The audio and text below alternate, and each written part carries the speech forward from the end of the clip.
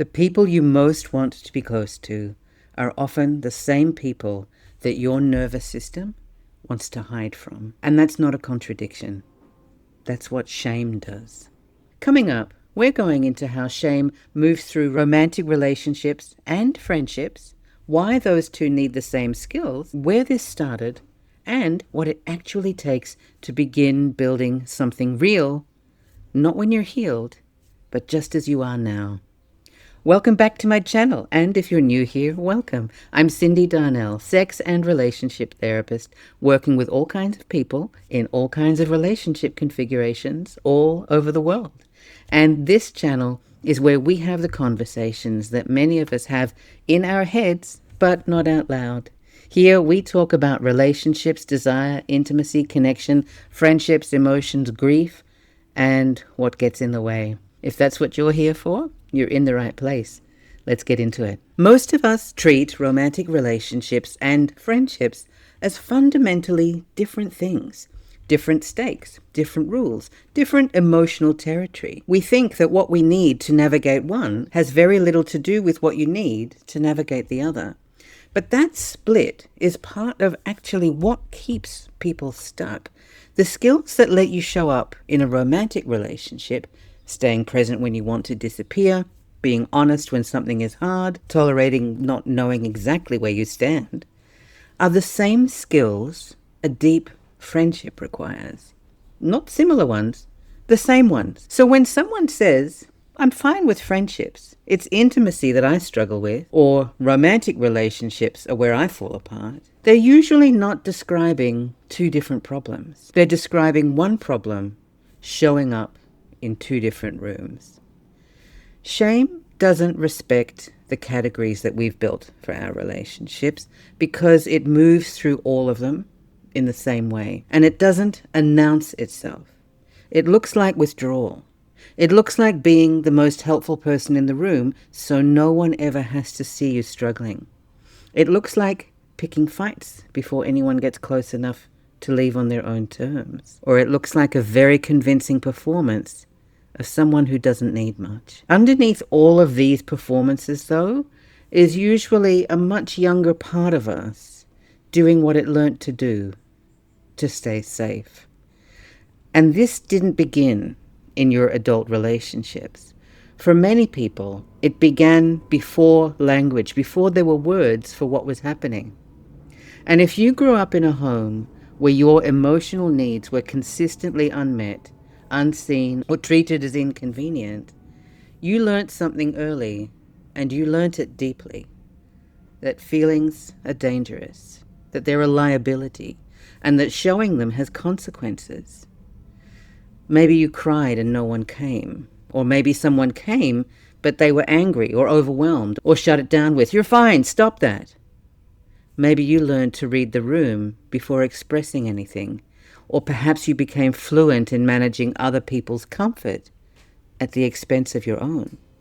Or maybe you simply stopped having feelings in places where people could see them. And then after a while, in places where even you could see them. The nervous system is a very good student. It learns fast and it holds on. And what it learned then, that closeness is unpredictable, that vulnerability costs you, and that needing things is a weakness, it is still teaching you now in your relationships, in the text messages you don't send, in the rooms you leave before anyone asks you to go. And this is not a failure of will. This is a child's solution to an adult problem, still running in a body that has long since grown up. Before we go any further, I want to just give your body a moment here. There's a practice from somatic therapy called orienting, and it's almost ridiculously simple. Just sit with me here and let your eyes move slowly around the room that you're in, with no destination. Nothing to find, just let your gaze travel. You're giving your nervous system evidence that you're here now, in this moment, not in the past, not in the room where it wasn't safe to feel things, Here, just look around the room. Notice what you see. Notice what you hear.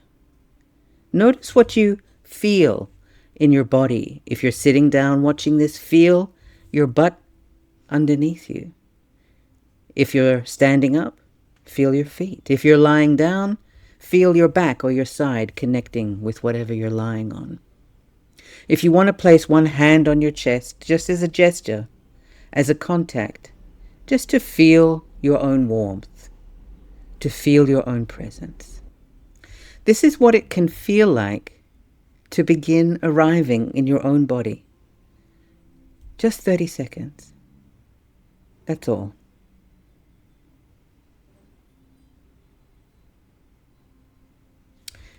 So coming back now, here's something both tender and true. You can't go back and give the child you were what they needed. That moment is gone. But what you can do, what is entirely possible and happens more often than you would imagine, is that you can become for yourself the presence that you were waiting for then. Not a parent, not a therapist, somebody more intimate than that, somebody more personal than that. The older friend or the older sibling who was always on your side. The adult in the room who noticed when you were struggling and didn't look away. Who said quietly, "I see you. That was hard. Of course you feel that way." That voice, that's not innate. That isn't something you either have or you don't have. It gets built through repetition, through practice, through choosing it imperfectly again and again until it starts to feel like yours. And the building of it looks like this. The morning you wake up dreading a conversation you need to have, and instead of telling yourself to just get on with it, you sit for a moment and acknowledge that it feels hard. Not, "I'm pathetic for finding this hard," just a statement of fact. This is hard. The afternoon that you cancel plans because you're genuinely overwhelmed and you don't spend the rest of the day prosecuting yourself for it. You rest and you let the rest be enough. Or the moment you catch yourself spiraling, that familiar cascade of, "Why can't I just be different? Why is this so difficult? What's wrong with me?" And then you interpret it, not with false reassurance, with something more honest. There's a reason that this is difficult, and I didn't learn this, and I'm learning it now. That interruption is not a thought experiment. It has to be practiced in the body, in real moments. It doesn't work when it's just rehearsed in the abstract, which is why things like scripts, they're okay, but they don't give us the skills to use it in the moment in real life situations. Thinking about self-compassion doesn't build it. Doing it, even badly, even briefly, does. That's where the rubber meets the road. That's where things start to stick. And slowly, through that repetition, something shifts. Not dramatically, and it's not all at once. But the inner voice that has been fluent in your failures begins to halt and learn a different language. When that voice starts to soften towards you, something else becomes possible. If you can be seen by yourself, if you can look at your own fear and your own need and your own shame without immediately flinching away, it becomes gradually less terrifying to be seen by someone else. Tenderness, when you've practiced it inwardly, stops feeling like a liability, and it starts to feel like something you might be able to offer and even to receive. A lot of people, when they understand that shame and dysregulation are running their relationships, make a quiet decision. They wait. Once I've healed enough, once I feel more stable, once I've done enough work on myself, then I'll be ready to really show up.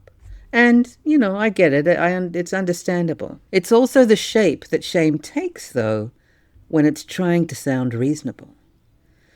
Because you don't learn connection by avoiding it until you feel ready. The readiness doesn't arrive first. It gets built inside the thing you're afraid of. Trust isn't something that you develop in conditions of perfect safety. It's what you discover is possible when you stay through something that felt unsafe. And the nervous system doesn't regulate in isolation. It regulates in relationship, which means that the place you were most hurt is also the place where the most healing is available to you. Not because it's poetic, but because that's how our biology works. We need contact.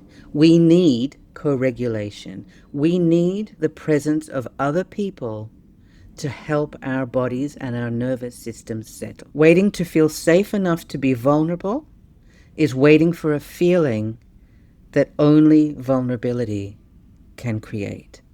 Nothing quite prepares us for the fact that the things most likely to help are also the things most likely to frighten us. Reaching out after a long silence, saying something true when performing fine would be so much easier. Staying in the room when your whole body is angled towards the door. Or letting someone see you struggling, like really struggling. Not the managed version, the real version. These things are risky. They don't just feel risky. They are risky. People do get hurt being vulnerable. It's a thing. Trust does get broken. It happens. And shame knows this, which is part of why it is so persuasive. And here's the part that doesn't resolve cleanly. The thing you most want, to be known, to feel that someone sees you and doesn't turn away, lives in exactly the territory that shame has marked as dangerous. There is no path to connection that goes around vulnerability. There is no version of being known that doesn't pass directly through the fear of being seen. The wanting and the fearing are pointing at the same place. So that text you didn't send, you wrote it all out, finally. Everything you wanted to say to your friend for months, that you felt unseen, that something had shifted, that you missed how it used to be. You read it back. It was honest, it was kind, it was true. And then you deleted it. Maybe it'll pass. Maybe this isn't the right time. There is never a right time that shame doesn't find a reason to wait for. Or maybe you've been working on not withdrawing when your partner is upset. Maybe you'd managed it a few times, you'd stayed in the room, you kept breathing, you didn't disappear, and something felt like it was shifting. And then came a terrible week. They needed you, and you were gone. Not physically, but in the way that people who love you find unbearable. And then, when you came back to yourself, the shame was enormous. Not just about the withdrawal, but about the fact that you thought you were getting better. And so you stopped trying after that. Not as a decision, but the next time the moment came to stay, you didn't. Because trying and failing had started to feel worse than not trying at all. This is the shame cycle. It's not a flaw, a conclusion that the nervous system reached to protect itself from further proof of its own failure. So when your chest tightens before you send the text, or when you feel yourself start to shrink at exactly the moment you know you're trying to take up more space, or when anxiety rises at the precise moment you're attempting something real, that isn't a sign that you're doing it wrong. That is the feeling of standing at the threshold that you need to cross. You don't have to be through it for it to count. You just have to be willing to stand there for a moment longer than you did last time. I want to offer you another practice for when things feel hard. When shame fires in the body, and it does fire in the body, not just the mind, the instinct is to physically move away from the conversation, or move away from the person, or move away from yourself, to dissociate, to distract yourself. And sometimes the most useful thing isn't a reframe. It's a breath. So if you do 2 short inhales through the nose, stack them, one immediately after the other, and then one long, slow exhale through the mouth, That exhale activates the parasympathetic nervous system. That is the part that knows this is not an emergency. 2 short ones in and 1 long. You can do this sitting across from your partner. You can do it before you send the text that you've been drafting for 3 days. You can do it in the 30 seconds before a conversation that matters to you. It won't dissolve the shame, but it will give your body just enough room to stay a little bit longer. Shame keeps you hidden. Hiding keeps shame alive. And that is not a paradox to be solved. It's a loop to be interrupted, gently, repeatedly, imperfectly, until the interruptions start to outnumber the loops. To be brave enough to see yourself clearly, not harshly, not with the inner critic running the commentary, but clearly, and then to let someone else see you too. That requires slowing down. It requires tolerating the thing at the center of human connection, which is uncertainty. And not knowing exactly how this will go, and not having a guaranteed outcome before you risk something real. When we slow down enough to tolerate that uncertainty, something in us begins to open.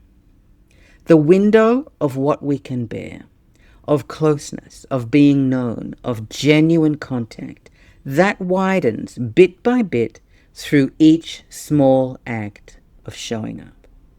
Not all the way and not permanently, but a little bit more than before, and slowly what we built in childhood, the performance, the management, the careful presentation of a self that needed nothing, starts to feel like less of a necessity and more of a habit. One we can, with time and practice and a great deal of gentleness towards ourselves, begin to set down.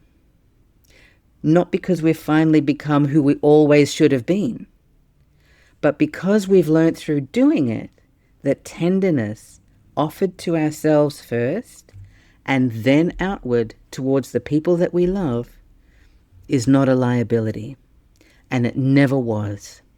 It was always an invitation we just didn't know yet who might accept.